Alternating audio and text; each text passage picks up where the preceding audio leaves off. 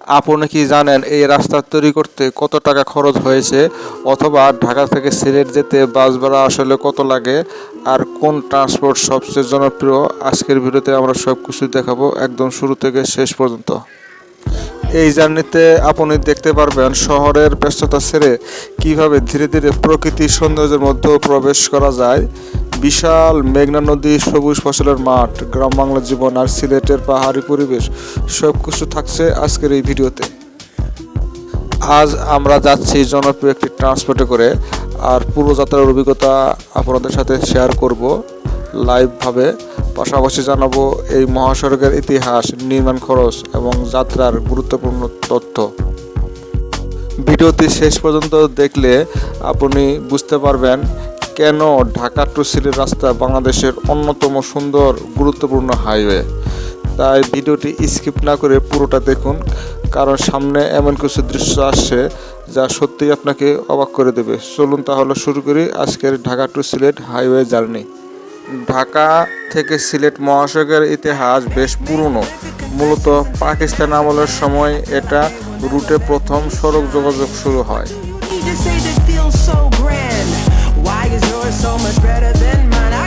স্বাধীনতার পর বাংলাদেশ সরকার এই রাস্তা ধীরে ধীরে উন্নয়ন করে দেশের অর্থনৈতিক উন্নয়ন এবং সিলেট অঞ্চলের গুরুত্ব বাড়ার কারণে এই রাস্তার সম্প্রসার করা হয়।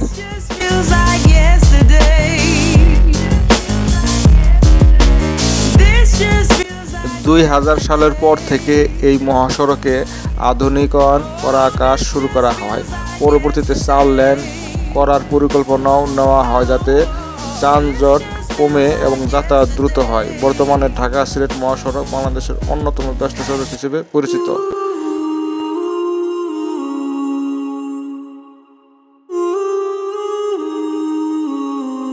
ঢাকা থেকে সিলেট যাওয়ার জন্য বেশ কিছু জনপ্রিয় বাস রয়েছে। সবচেয়ে জনপ্রিয় ট্রান্সপোর্টগুলোর মধ্যে রয়েছে এনা ট্রান্সপোর্ট, গ্রিন লাইন পরিবহন, লন্ডন এক্সপ্রেস, শ্যামলী পরিবহন।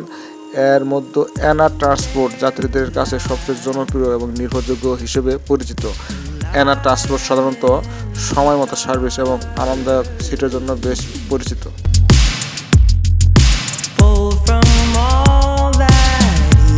ঢাকা থেকে সিলেট বাস ভাড়া সাধারণত নির্ভর করে বাসের মান, সার্ভিসের উপর।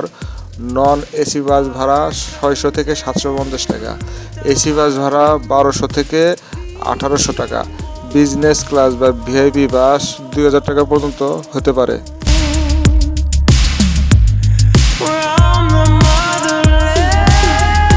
আমাদের বাস এখন ঢাকা শহর ছেড়ে মহাসড়কের দিকে এগিয়ে যাচ্ছে।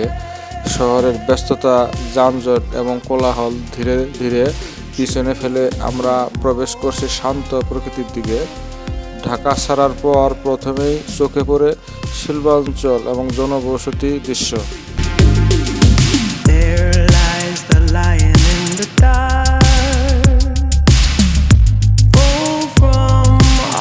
যাত্রার অন্যতম সুন্দর অংশ হলো ভৈরব এলাকা। এখানে রয়েছে বিশাল মেঘনা নদী। ব্রিজ পার হওয়ার সময় নদীর সৌন্দর্য সত্যি অসাধারণ লাগে। নদীর উপর দিয়ে নৌকা চলাচল আর নদীর বিস্তৃত যাত্রীদের মন মুক্ত করে।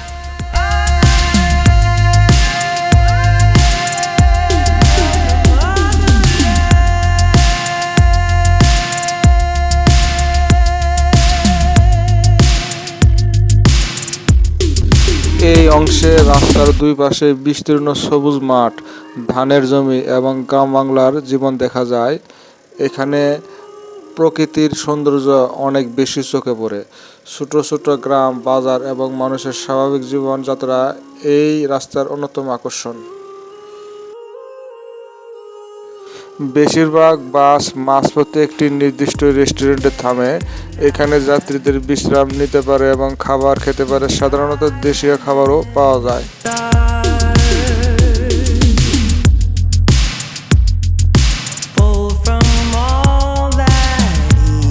এই রাস্তা দিয়ে প্রতিদিন হাজার হাজার মানুষ যাতায়াত করে। কেউ যায় কাজের জন্য, কেউ পরিবারের সাথে দেখা করতে, আবার কেউ যায় ভ্রমণের উদ্দেশ্যে। কিন্তু এই যাত্রার পেছনের গল্পটা অনেকেই জানে না।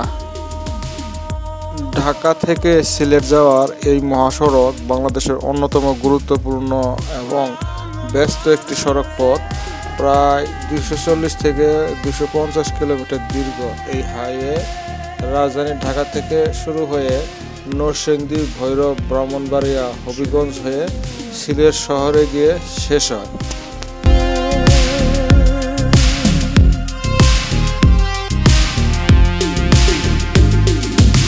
ভৈরব পার হওয়ার পর রাস্তার দুই পাশে দেখা যায় সবুজ ফসলের জমি এবং ছোট ছোট গ্রাম। এই অংশে রাস্তার পরিবেশ অনেক শান্ত এবং মনোরম।